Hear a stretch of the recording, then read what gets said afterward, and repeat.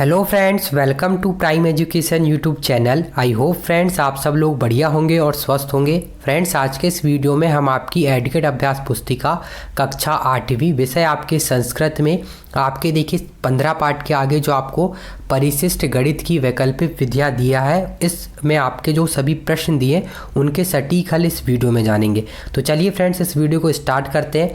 देखिए, आपको जो है ये पाठों के सबसे आखिर में दिया जाता है परिशिष्ट गणित की वैकल्पिक विधियाँ। यहाँ आपको जो गणित की वैकल्पिक विधियाँ हैं उनके आधार पर जो है प्रश्न पूछे गए हैं जिनका आपको हल करना है। तो चलिए फ्रेंड्स, देखिए सबसे पहले आपको प्रश्न नंबर पहला पूछा है, सूत्र एकाधिकेन पूर्वण के प्रयोग से ज्ञात कीजिए। तो देखिए आपको यहाँ सूत्र एकाधिकेन जो विधि है उससे 85 का वर्ग ज्ञात करना है। तो कैसे करेंगे तो देखेंगे फ्रेंड। इसके लिए देखिए इसकी विधि इस तरीके से है। सबसे पहले तो जो सूत्र एकाधिकेन जो विधि है वो ऐसी संख्याओं के में इसका प्रयोग किया जाता है जिसके इकाई की संख्या क्या हो, 5 हो। जैसे 85 हो गया, 75 हो गया, 65 हो गया, 25 हो गया। जिस भी संख्या की इकाई में 5 आता है ऐसी जगह जो है पूर्ण जो सूत्र एकाधिकेन पूर्वेण जो विधि है उसका प्रयोग किया जाता है। इसका देखिए किस तरीके से इस विधि से हम हल निकालेंगे। तो देखिए 85 गुणा 85, 85 का वर्ग हमें यहाँ निकालना है। तो हम लिख लेंगे 85 गुणा 85। फिर इस तरीके से आप यहाँ बना लें। इसके बाद देखिए क्या करेंगे, हम इकाई की संख्या का इकाई की संख्या में गुणा करेंगे। तो 5 का गुणा 5 में कर देंगे तो आ गया ये 25। इसके बाद आपको क्या करना है, अब आपको यहाँ दाही का जो अंक दिया है वो दिया है 8। अब आपको देखिए यहाँ क्या बोला है, एकाधिकेन यानी एक अधिक।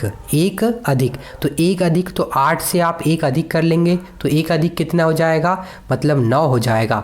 और आपको क्या करना है, अब 8 और 1 उससे अधिक 9 हो गया, इनका गुणा कर देना है। तो कितना हो जाएगा, 8 नाम 72 हो जाएगा। तो आपको यहाँ लिख देना है 72 और ये जो है 5 गुणा 5 करके हो गया था 25। तो इस तरीके से 85 का वर्ग के सूत्र एकाधिकेन पूर्वेण विधि द्वारा आ गया 7225। तो इस तरीके से आपको यहाँ इस विधि द्वारा आपको 85 का वर्ग ज्ञात कर लेना है। तो ये आपका प्रश्न नंबर पहले का हल हो गया। अब इसके बाद नेक्स्ट प्रश्न में आगे बढ़ते हैं।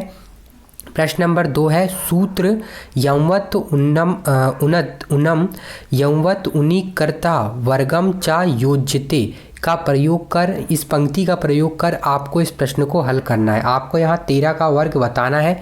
तो देखिए इस जो पंक्ति है इसके आधार पर आप कैसे करेंगे। तो देखिए सबसे पहले तो देखिए यहाँ जो है 13 का वर्ग।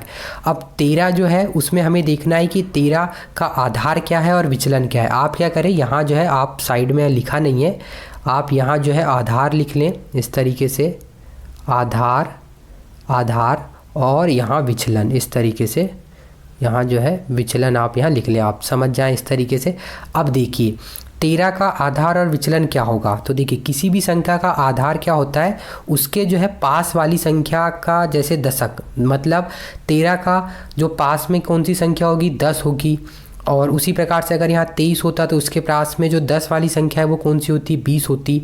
अगर यहाँ जैसे 18 19 होता तो उसके पास वाली संख्या क्या होती, 20 होती। तो इस प्रकार से जो है आधार होता है किसी भी संख्या का। तो यहाँ आधार क्या हो जाएगा, यहाँ आधार हो जाएगा आपका 10।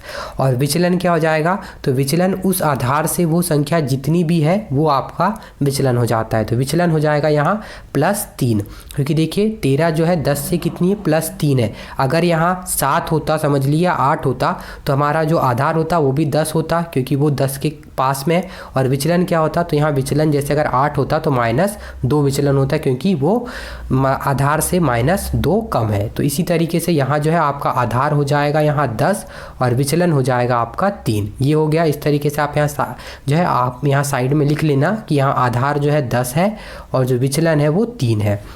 इसके बाद अब क्या करना है आपको, देखिए अब आपको बोला है यंवत उन्नत तावत उनी कृता वर्गम चा योज्यते। तो देखिए आपको अब इस तरीके से लिखना है।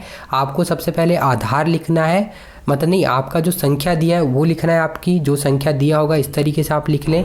और उसके बाद आपका जो विचलन है, आपका जो विचलन है यहाँ विचलन क्या था, 3 था, आधार 10 था। विचलन को आपको उसमें जोड़ देना है। जो इतना भी आपका विचलन होगा उसमें आपकी जो संख्या देगी, जिसका भी वर्ग पूछेगा उसको आपको जोड़ देना है। और उसके बाद आपका जो विचलन है उसका वर्ग कर लेना है। यहाँ देखिए आपको बोला है उन्हीं कृता वर्गम चा योजते, वर्गम यानी उसका वर्ग कर लेना है। तो इस तरीके से आपको यहाँ कर लेना है। तो आप आपने जो संख्या दी उसमें विचलन को जोड़ दिया तो 13 धन 3 हो गया, और जो विचलन है उसका वर्गम च योजते ने वर्ग करना है तो हो गया 3 का वर्ग। तो 13 धन 13 हो गया 16, और जो 3 का वर्ग हो गया वो हो गया 9, तो आपका आ गया 169। तो इस तरीके से आपका यहाँ इस जो पंक्ति है उसके द्वारा आपका जो है 13 का वर्ग निकल के आ गया 169। तो इस तरीके से आपको यहाँ प्रश्न नंबर 2 को हल कर लेना है। अब इसके बाद आगे बढ़ते हैं हम। आगे अब आपका नेक्स्ट जो प्रश्न है प्रश्न नंबर 3 है, सूत्र एक न्यूनेन पूर्वण के प्रयोग से 99 का वर्ग ज्ञात कीजिए। तो देखिए अब आपको यहाँ बोला है सूत्र यूनेन पूर्वेण के प्रयोग से। अब सूत्र यूनेन पूर्वेण जो प्रयोग होता है जो भी ये विधि है, ये उन संख्याओं में इस विधि का प्रयोग किया जाता है जिसके आखिरी में 9 हो। जैसे इस तरीके की जो संख्याएं हैं 99, 89, फिर 69, इस तरीके जिसके इकाई में 9 हो, ऐसी संख्याओं में जो है हम जो है यूनेन जो होती है यूनेन पूर्वेण विधि उसका प्रयोग करते हैं। तो अब इसे कैसे हल करेंगे इस विधि द्वारा, तो देखिए आपको यहाँ दिया 99 का वर्ग, तो 99 गुणा 99 लिख लिए। अब आपको क्या करना है, यहाँ देखिए अब आपको सबसे पहले क्या करना है, 99 से आपको यूनेन यानी एक कम करना है। तो 99 से एक कम क्या हो जाएगा आपका 98।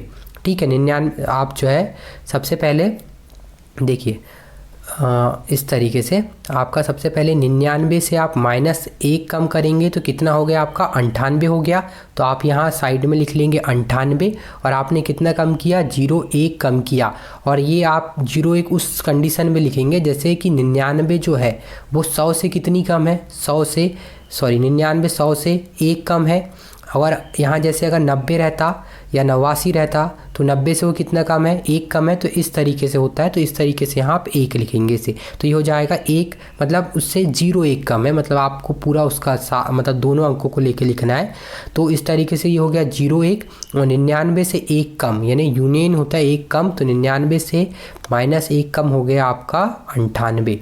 तो आप यहाँ लिख लेंगे 98। तो ये हो जाएगा आपका 01 जैसे कि वैसा हो गया लिख दिया आपने, और 98। तो ये आपका सूत्र यूनियन विधि द्वारा 99 का वर्ग निकल के आ गया 9801। तो इस तरीके से आपको यहाँ प्रश्न नंबर 3 को हल कर लेना है। काफ़ी जो है छोटे प्रश्न है, लेकिन ये विधि आपको यहाँ समझना काफ़ी ज़्यादा ज़रूरी है। तो चलिए अब आगे बढ़ते हैं। अब आगे नेक्स्ट पेज नंबर में आपको अब आपका देखिए प्रश्न नंबर 4 दिया है। अब यहाँ आपको देखिए बोला है प्रश्न नंबर 4 में 41 का वर्ग द्वंद्व योग विधि से ज्ञात कीजिए। 41 का वर्ग जो है आपको द्वंद्व योग विधि से ज्ञात करना है। अब द्वंद्व जो योग विधि वो किस तरीके से, इसे भी समझते हैं। देखिए सबसे पहले क्या करते हैं हम 41। अब देखिए 41 अब आप देख रहे होंगे तो 41 में आपको 2 शब्द दिख रहे हैं, एक है 4 और एक, मतलब 2 अंक हैं आपके यहाँ, एक 4 है और 1 है, मतलब यहाँ 2 समूह हैं। ठीक है, एक 1 का और एक है 4 का। अब देखिए कि आपको सबसे पहले यहाँ द्वंद्व योग विधि में जो भी आपको संख्या दी होगी उसके आपको समूह निकाल लेना है।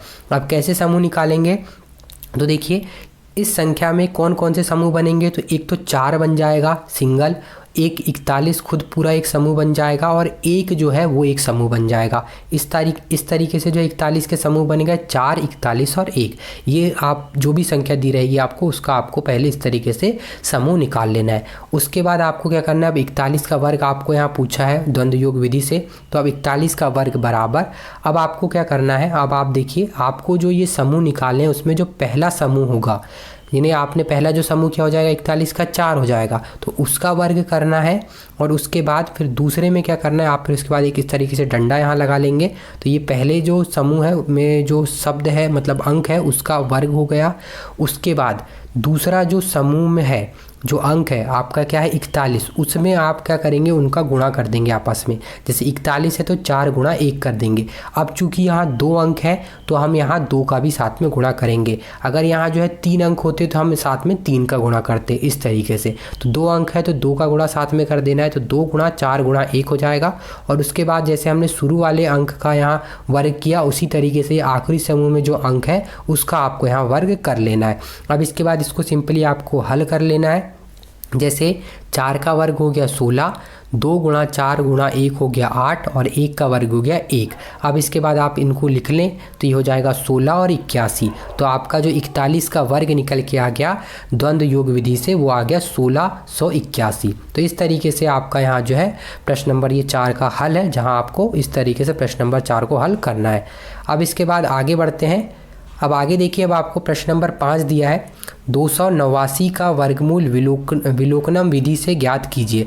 अब देखिए 289 का आपको वर्गमूल ज्ञात करना है विलोकनम विधि से। तो कैसे करेंगे, तो देखिए विलोकनम विधि कैसी होती है, इससे पहले देखिए एक पार्ट था, आपने देखा होगा पार्ट नंबर 6, उसमें भी एक क्वेश्चन था इस तरीके से।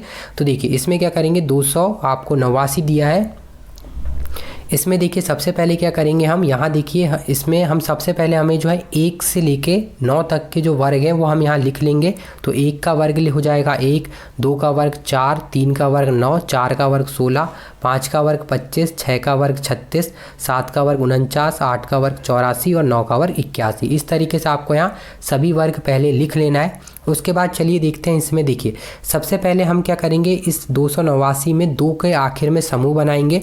तो ये हो जाएगा 8 और 9 और 1 क्या फिर बचेगा 2 हो जाएगा।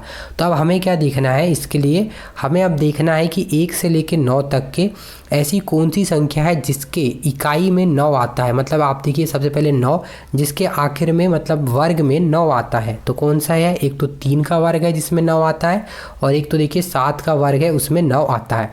तो कौन कौन सी संख्या हो सकती है इसके वर्गमूल, तो एक तो 7 हो सकती है या 1 हो सकती है। सबसे पहले आप ऐसा लिख लें, या तो 7 हो सकती है या तो 3 हो सकती है, ठीक है, क्योंकि 3 के अंत में आ रहा है एक तो 9 और एक तो 7 के अंत में आ रहा है। अब इसके बाद क्या करना है, इसके बाद ये आपका एक समूह बन गया 79, उसके बाद आपका क्या बचा 2। अब जो इसमें वर्गमूल विलोकनम विधि है उसमें हम क्या करेंगे, उसमें क्या करते हैं कि जो ये वाली संख्या है आपकी, यानी ये समूह बनने के बाद ये जो संख्या बची वो संख्या हम जिस भी संख्या इसके आगे लिखेंगे अब वो उसके वर्ग से अधिक नहीं होना चाहिए।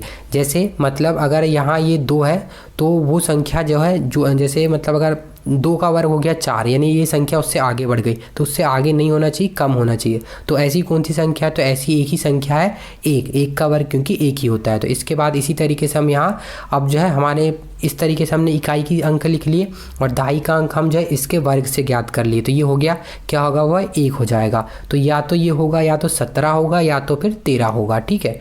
अब या तो 13 है या तो 17 का वर्ग है, दो हमें ये पता चल गया कि 289 या तो 13 का वर्ग होगा या तो 17 का वर्ग होगा। अब इसके बाद क्या करना है, अब हमको ज्ञात करना है कि ये 13 का है या 17 का है। तो देखिए 13 और 17 के बीच में क्या है 15 है, तो देखिए 15। अब 15 का जो वर्ग है हम क्या करेंगे, आप देखिए जैसे 15 के आखिर में कितना है 5 है, तो इसे हम जो है जैसे हमने प्रश्न नंबर पहला किया था, देखिए एकाधिकेन पूर्णवेन विधि से हम इसका वर्ग ज्ञात कर लेते हैं।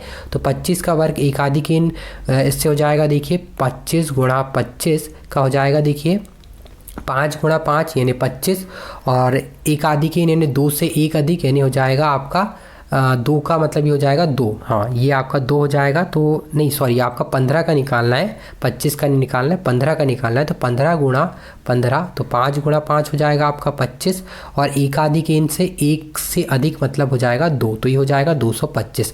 यानी ये जो है हमारा 15 का इन दोनों के बीच में जो संख्या है 15, उसका वर्ग निकल के आ गया 225। यानी आपका जो 289 है वो किसका वर्ग होगा, वो आपके वर्ग होगा आपका 17 का वर्ग होगा। तो इस तरीके से आपको किसी भी जो है संख्या का वर्गमूल विलोकनम विधि से आप यहाँ ज्ञात कर सकते हैं। तो ये आपका प्रश्न नंबर 5 का यहाँ पूरा ये हल हो जाएगा। अब आगे आपको प्रश्न नंबर 6 दिया है। प्रश्न नंबर 6 बोल रहा है आपको 23 का घन सूत्र a धन b की घात 3 बराबर 1 की घात 3 धन 3a square b plus 3ab square धन b की घात 3 की सहायता से ज्ञात कीजिए। आपको 23 का घनमूल इस सूत्र से आपको यहाँ ज्ञात करना है। तो देखिए कैसे करेंगे, देखिए सबसे पहले क्या करेंगे हम, ये इस सूत्र को यहाँ इस तरीके से लिख लेंगे। आपको ये जो सूत्र सभी दिया है और आपको यहाँ 23 का घन सूत्र ज्ञात करना है। तो सबसे पहले इस सूत्र में हम क्या करेंगे, जहाँ जहाँ आपको प्लस है वहाँ हम जो है आबलिक का चिन्ह लगा देंगे।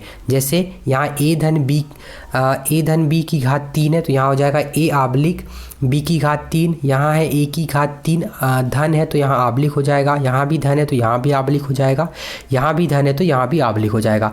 इस तरीके से आपको इस पूरे सूत्र में सब जगह धन की जगह आबलिक लगा देना है।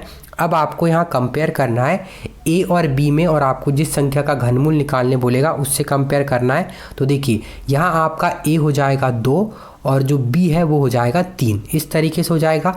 अब आप पूरे सूत्र में ए की जगह में 2 और बी की जगह में 3 का मान रख देंगे। जैसे यहाँ ए की जगह में 2, फिर इसके बाद क्या है 3 है, फिर ए यानी ए की जगह में 2 यानी 2 स्क्वायर। आप यहाँ जो है ए बराबर हो जाएगा आपका यहाँ 2 और बी बराबर हो जाएगा आपका 3, ठीक है।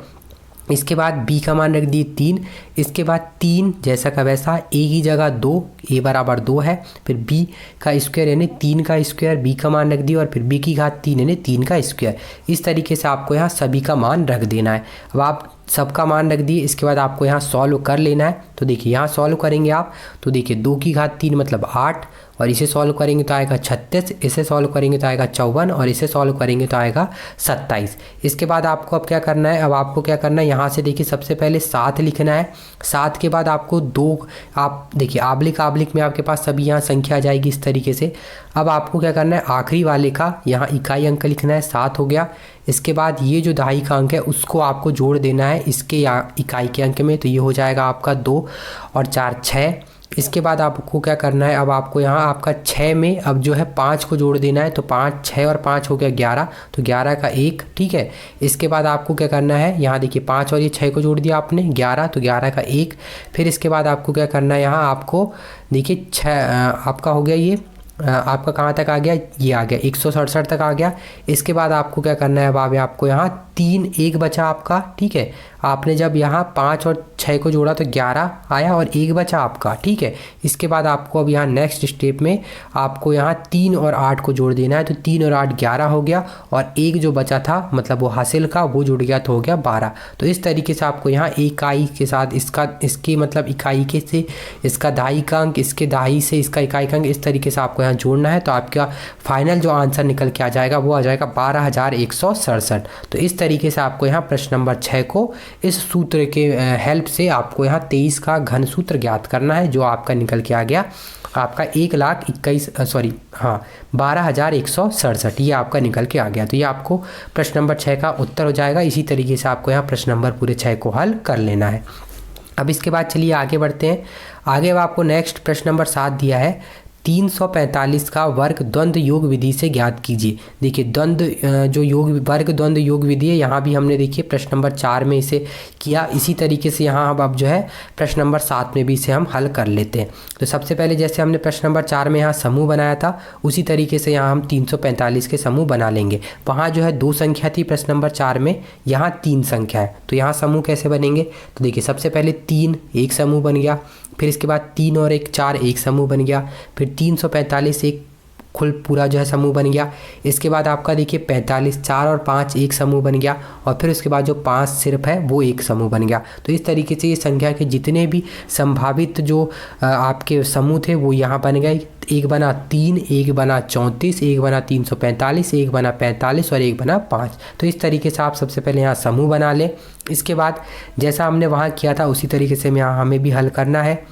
तो 345 का वर्ग, सबसे पहले समूह का वर्ग, समूह में जो संख्या है उसका वर्ग, फिर इसके बाद चूँकि यहाँ 2 संख्या है तो 2 गुणा 3 गुणा 4, इसमें आपस का गुणा।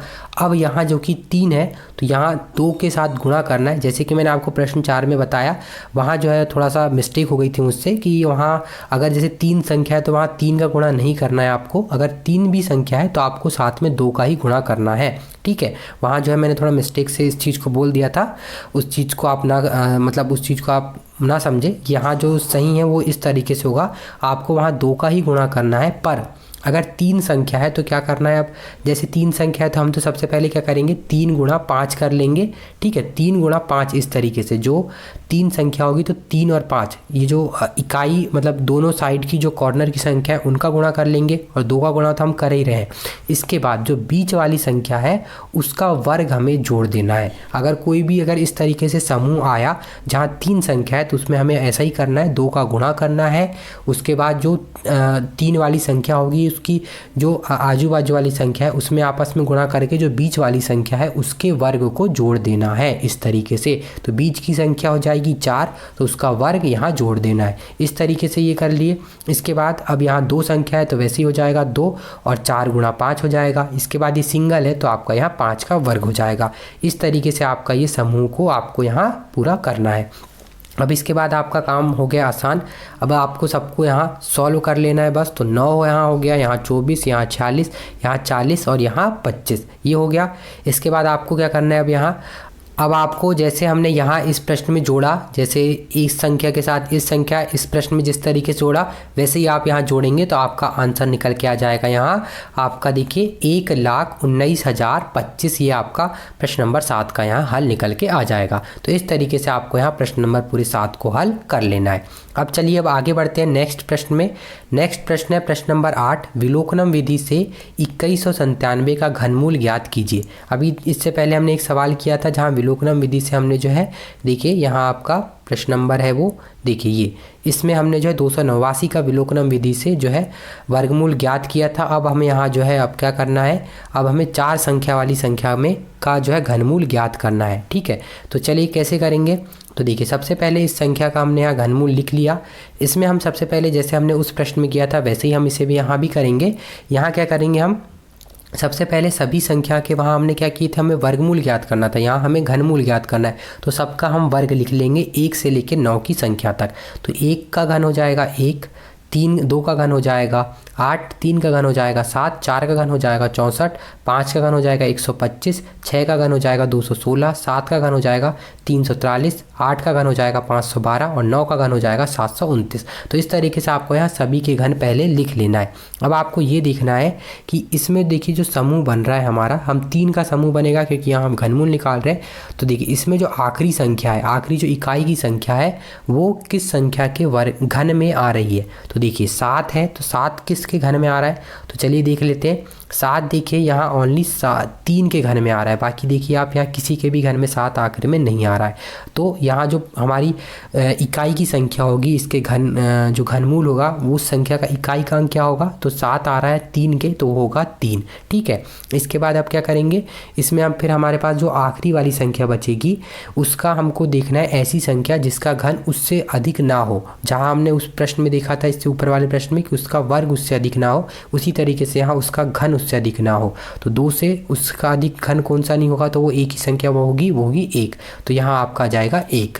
तो इस संख्या का जो मतलब 2197 का घनमूल निकल के आ जाएगा वो निकल के आएगा 13। तो इस तरीके से आपको यहाँ प्रश्न नंबर 8 को पूरा हल कर लेना है। अब चलिए अब आगे बढ़ते हैं। अब आगे देखिए, अब आपको प्रश्न नंबर 9 दिया है। देखिए प्रश्न नंबर 9 में बोल रहा है 3x² प्लस 5x प्लस 3 का x² प्लस 3x प्लस 1 से गुणा करना है आपको। लेकिन कैसे करना है, इस गुणा को करना है आपको ऊर्ध्व तिर्यक विधि द्वारा जो है इसको गुणा करना है आपको। सिंपल आपको गुणा नहीं करना है, यहाँ आपको सूत्र ऊर्ध्व तिर्यक विधि द्वारा गुणा करना है। तो कैसे करेंगे चलिए देखते हैं, इसे समझते हैं। सबसे पहले आप इस तरीके से यहाँ गुणा का मतलब गुणा कर दें आप सबसे पहले यहाँ। इसके बाद देखिए सबसे पहले क्या करना है, हमें इस तरीके से गुणा करना है। सबसे पहले जो हमारी ये आखिरी वाली संख्या है मतलब इकाई वाला जो आपका ये है इसका गुणा करना है। तो 3 गुणा 3 कर दिए तो ये आ गया 3। आपको इधर से स्टार्ट करना है, ठीक है, गुणा करना आपको इधर से स्टार्ट करना है। आप चाहें तो इधर से भी कर सकते हैं पर इधर से करेंगे तो आपको आसानी होगी। ठीक है, तो देखिए सबसे पहले आपको यहाँ 3 गुणा 1 करना है तो ये 3 आ गया। इसके बाद फिर आपको देखिए क्या करना है, आपको यहाँ तिर्यक गुणा करना है। ऊर्ध्व तिर्यक बोल रहा है मतलब तिर्यक गुणा करना है। ठीक है, तो देखिए 5x का गुणा करना है 1 के साथ और 3x का गुणा करना है 3 के साथ। तो 5x का गुणा हो गया 5x और 3x का गुणा 3 में करेंगे तो आ गया 9x। तो ये हो गया 5x और 9x हो गया आपका 14x। ठीक है, तो फिर उसके बाद आपको प्लस का चिन्ह लगाना है क्योंकि यहाँ सभी जगह प्लस है तो प्लस का चिन्ह और उसके बाद आ गया आपका 14x। तो ये आपका आ गया दूसरा अंक। अब इसके बाद क्या करना है आपको, अब आपको यहाँ करना है इस तरीके से गुणा। 1 का गुणा करना है 3x² के साथ और x² का गुणा करना है 3 के साथ। तो 3x² का गुणा 1 में करेंगे तो हो जाएगा 3x² और आपका x² का गुणा 3 में करेंगे तो आ जाएगा 3x²। और इसके बाद ये आपका हो गया। ठीक है, अब आपको इन्हें यहाँ आपने ऐसा कर लिया, 3 का गुणा इसके साथ कर लिया, x² गुणा इसके साथ कर लिया। अब इसको में जो बीच वाली संख्या होगी उसका भी आपस में गुणा करना है। इन्हें 5x का गुणा 3x में करना है। तो 5 दिया 15 और x गुणा x हो जाएगा एक्स स्क्वायर। ठीक है, अब इनको जोड़ देना है तो 3 और 6 हो जाएंगे, 3 और 3 हो जाएगा 6x स्क्वायर, और उसमें 15x स्क्वायर जोड़ेंगे तो आ जाएगा 21x स्क्वायर। ठीक है, इस तरीके से करना है। कैसे किए हमने, सबसे पहले इनका गुणा किए और उनको जोड़ दिए और उसमें फिर इन दोनों का गुणा किए और जो आया वो फाइनल हो गया, वो हो गया 21x स्क्वायर। इस तरीके से हो गया। ठीक है, ये हमने निकाल लिए, ये निकाल लिए, ये निकाल लिए। अब इसके आगे कैसे करना है देखिए, अब इसके आगे क्या करना है, अब आपको क्या करना है, इनका आपस में गुणा करना है। ठीक है, इनका आपस में गुणा करना है तो देखिए 3x स्क्वायर और 3x का गुणा करेंगे तो हो जाएगा 9x की घात 3, और x स्क्वायर और 5x स्क्वायर का गुणा करेंगे तो हो जाएगा 5x की घात 3, और 9 और 5 हो गया आपका 14x की घात 3। तो ये हमारी जो अगली स्टेप आ गई वो आ गई प्लस 14x की घात 3। ठीक है, आप प्लस लगाते हुए चलेंगे तो यहाँ तक आ गया हमारा 14x की घात 3 plus 21x square plus 14x plus 3, यहाँ तक आ गया। अब फाइनल में क्या करना है, अब हमको सिंपल, जैसे हमने यहाँ स्टार्टिंग की थी 3 गुणा 1 करके, वैसे ही हम यहाँ आखिरी में अंत करेंगे इसका। 3x स्क्वायर का गुणा कर लेना है x स्क्वायर में, तो 3x स्क्वायर का गुणा x स्क्वायर में करेंगे तो हो जाएगा 3x की घात 4, 3x की घात 4, ये आ गया। तो ये आ गया हमारा इस तरीके से। तो हमारा जो है इस में आपका देखिए आपस में दोनों का जो हमने गुणा किया ऊर्ध्व तिर्यक विधि द्वारा, तो हमारा जो आंसर निकल के आ गया वो आ गया 3x की घात 4 धन 14x की घात 3 धन 21x स्क्वायर धन 14x धन 3। तो इस तरीके से आपको यहाँ ऊर्ध्व तिर्यक विधि द्वारा आपस में इन संख्याओं का गुणा करना है। उम्मीद करते हैं आपको समझ में आ गया होगा। तो इस तरीके से आपका ये प्रश्न नंबर पूरा 9 का हल हो गया। अब इसके बाद अब आगे बढ़ते हैं। अब आपको देखिए अगला जो है अंतिम प्रश्न दिया, प्रश्न नंबर 10, 996 की घात 3 को निखिलम सूत्र से हल कीजिए। देखिए निखिलम सूत्र से हल करना है। अब इसमें हम क्या करेंगे, निखिलम सूत्र में सबसे पहले तो हम आधार और विचलन निकाल लेंगे। तो देखिए 996 का आधार और विचलन कैसे निकालेंगे, हमने इससे पहले भी अभी ऊपर वाले एक प्रश्न में आधार और विचलन निकाला, उसी प्रकार से निकाल लेंगे। तो 996 के पास में दशक वाली संख्या कौन सी है, तो 1000 है, और वो विचलन है तो क्या है -4 हो जाएगा, उसका विचलन क्या होगा -4। 996 जो है 1000 से कितनी कम है, 1000 से अगर आप 996 को घटाएंगे तो क्या आएगा, -4 है, मतलब उससे -4 है, मतलब 4 कम है, तो यहाँ विचलन आ जाएगा -4। ठीक है, जैसे हमने ऊपर करा था उसी तरीके से यहाँ है। अब इसके बाद आपको क्या करना है, निखिलम सूत्र को लिख देना है। निखिलम सूत्र क्या होता है, संख्या की घात 3, संख्या क्या है यहाँ हमारा, देखिए आधार हमको मालूम है, विचलन मालूम है, और संख्या हमें जो दी है वो है 996। तो अब निखिलम सूत्र को लिख देना है। निखिलम सूत्र है संख्या की घात 3 बराबर संख्या प्लस 2 गुणा विचलन आबलिक 3 गुणा विचलन का स्क्वायर आबलिक विचलन की घात 3। ये जो है आपका जो निखिलम सूत्र है। अब आपको क्या करना है, सभी में मान रख देना है। तो मान रख देंगे, संख्या हो गई 996, 2 गुणा विचलन हो गया -4, 3 गुणा विचलन का वर्ग हो गया -4 का वर्ग, और विचलन का घन मतलब -4 की घात 3। अब आपको यहाँ सभी का जो है हल निकल लेना है। 986 इसका गुणा करेंगे तो -8 आएगा, इसका गुणा करेंगे तो 048 आएगा, मतलब आप इसे 3 संख्या करके लिखेंगे, और इसका पूरा गुणा करेंगे तो आएगा 064।